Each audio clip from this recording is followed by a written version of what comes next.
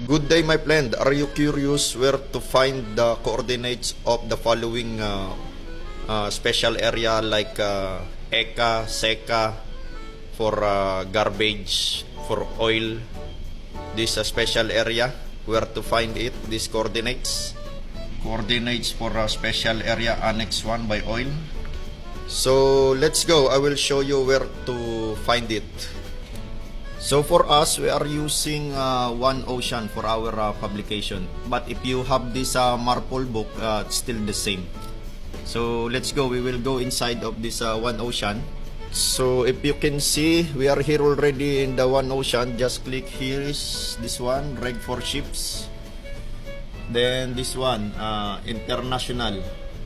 You see? So if you can click the International, go to Marpol. Then if you can see, if you are already here inside.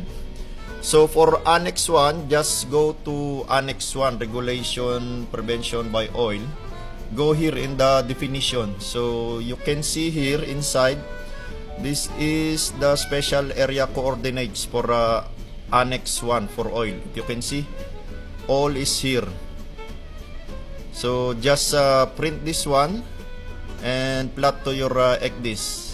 Then for the other annexes, go here also in the, for example, Annex 2. We can go here also in the definition. You can take a look also there, the coordinates of this some special area for Annex 2. Then for Annex 5, for Annex 5, you can go here in the Annex 5 garbage.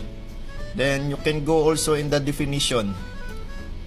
You see, if you can take a look, there are some coordinates of these annexes. If you can see, all this area have these coordinates. So you can take this one, then you can plot to your ECDIS. Then for the last one, for the Annex 6, for the ECA area and SECA, you can go in the Annex 6, then you can go here in the Appendix 7. You can see, emission control area.